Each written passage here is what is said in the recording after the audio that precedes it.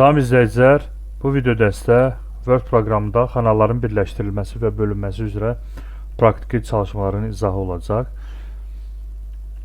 Ekranda gördüyünüz bu cədvəl nümunələrini işləyəcəyik.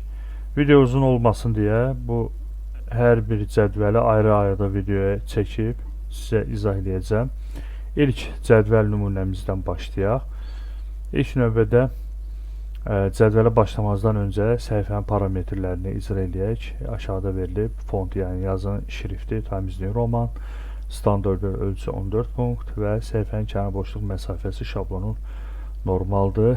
Gəlin Word proqramına daxil olaq. Burada Home tabında, yəni Qlavne tabında font, yəni şrift adlı əmr var. Buraya daxil olub, buradan Times New Roman yazın şriftini seçirsiniz. Ola bilər ki, buraya daxil olduqda bu sizdə göstərməsin. Yəni burada yəni Times New Romanı yəni hərf yazsaz zaten çıxacaq. Ya da ki, aşağı çəkərək siyahıdan Times New Roman sətri üzərində mahsus ol düyməsini bir daha vura bilərsiniz. Daha sonra font face, yəni razmer əmri vasitəsilə yazın ölçüsünü 14 punkt edirik. Daha sonra layout, yəni rus dilində maket tabı olacaq.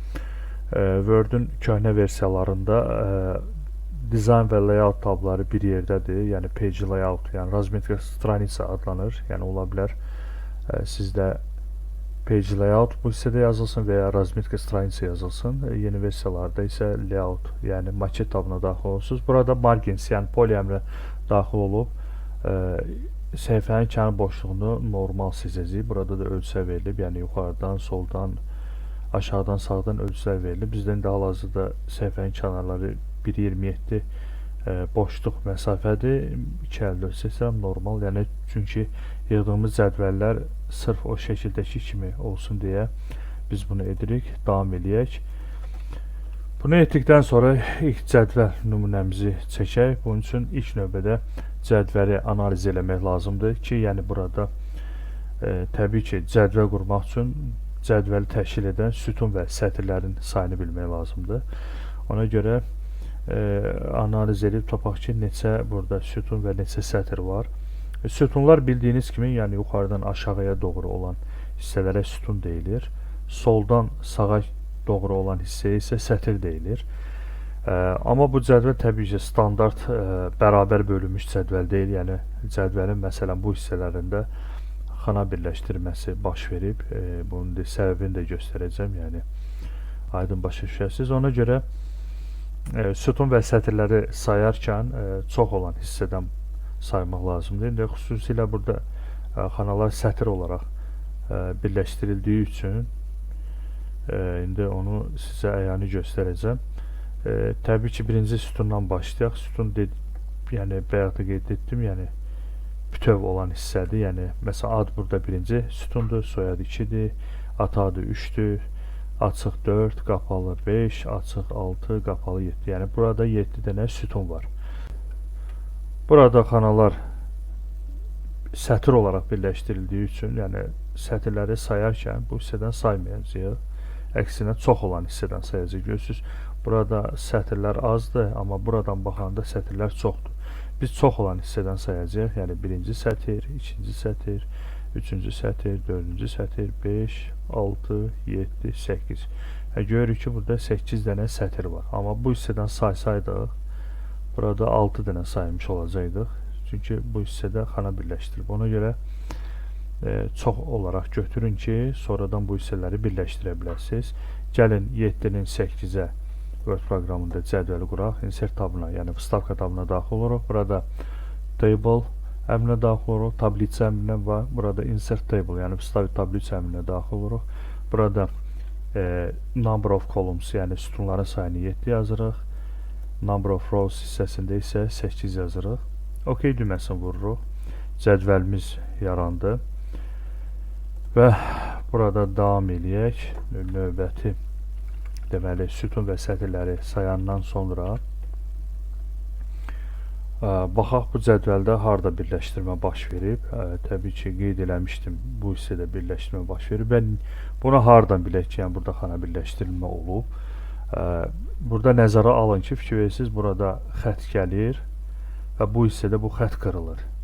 Niyə qırılır? Demək ki, bu hissədə xanalar birləşib. Və burada neçə xana birləşdi? Bunu bilmək üçün əslində qalsa bu xanaların sağ tərəfinə baxmaq kifayətdir. Görürük ki, burada 3 dənə sətir var. Demək ki, burada 3 dənə xana birləşir. Əgər bəzilərinizə aydın deyilsə, bu xətti xəyali olaraq çəkib uzatsaz, məsələn, bu xətti buradan çəkib uzatdıq, buradan da çəkib uzatdıq. Görürsünüz ki, həqiqətən də bu hissədə 3 dənə xana var. Yəni 2 sətir xəttini çəkəndə burada 3 dənə xana meydana gəldiyini görəcəksiniz. Həm sağ tərəfə baxanda da bu açıq aydın görsənir. Yəni 1, 2, 3, həm də bu xəttləri uzadanda da görsənir ki, burada 3 dənə xana birləşib. Yəni həm adda, həm soyadda, həm də ata adında. Gəlin tətbiq eləyək. Seçək bu üçünü.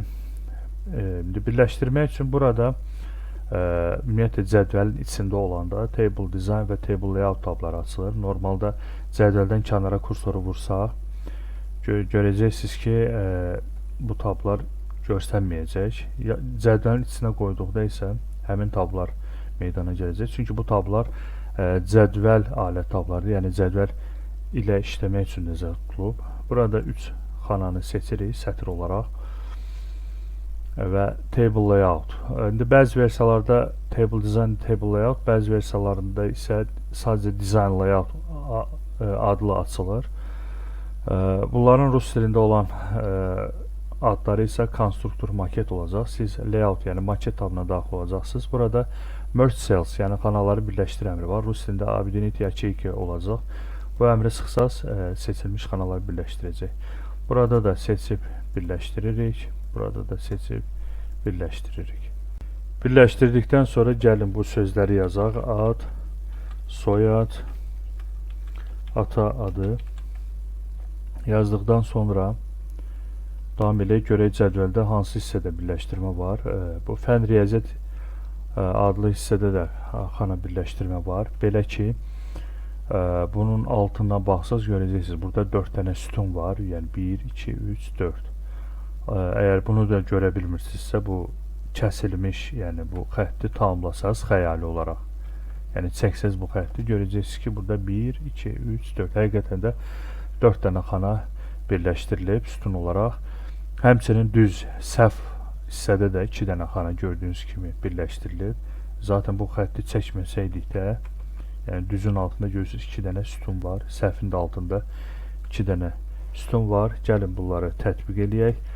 Deməli 4 dənə xananı seçib birləşdiririk. Burada ikisini seçib birləşdiririk. Burada da ikisini seçib birləşdiririk və buradakı sözləri də yazırıq.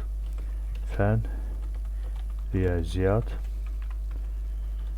açıq, daha doğrusu düz, səhv, açıq, qapalı. Daha sonra bu iki sözü yazandan sonra digər tərəf də açıq qapalı olduğu üçün bu iki sözü seçib home, yəni qlavne tabına gəlirik. Burada copy, yəni kopirovat əmrini sıxırıq və daha sonra bu iki xananı seçib burada paste, yəni vставit əmrini sıxırıq. Və görürsünüz ki, burada cədvəldə bütün yazıların yazı stili qalındır və xananın ortasında yerləşir. Bunun üçün cədvəli bütöv seçirik və burada qlavne tabında, yəni home tabında bold, yəni jирный əmri var.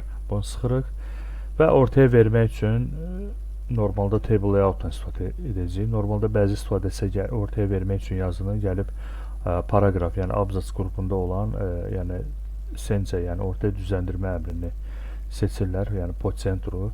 Normalda bunu icra eləsəz yazı yox, cədvəlin özü ortaya düzlənəcək. Yəni əgər qırağında boş sahə biraz azdırsa, yəni belə deyək, cədvəl daha doğrusu mətn sahəsində, yəni mətn sahəsi buradan başlayır, burada qutarır. Yəni mətn sahəsindən kiçik olanda cədvəl bu cədvəlin özünü ortaya verir.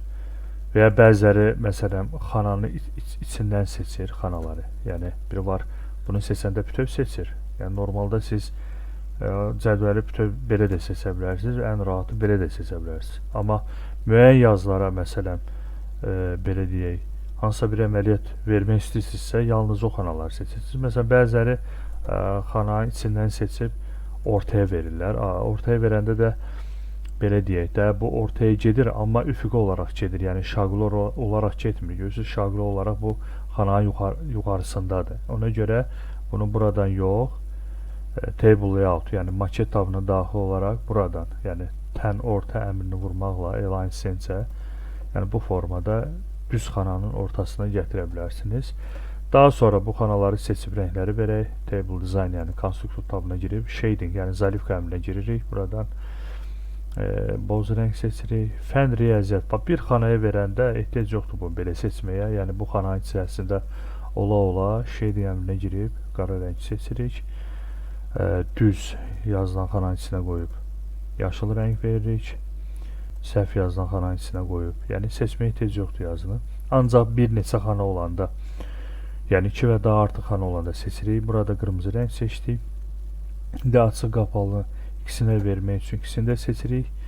Buradan göy rəng verdik. Açıq qapalı ikisini də seçib buna isə bənövşəyə rəng veririk və düz, səhv, açıq qapalı bunlar hamısını seçib home, yəni klavye tabına girib yazın rəngini ağ rəng edirik.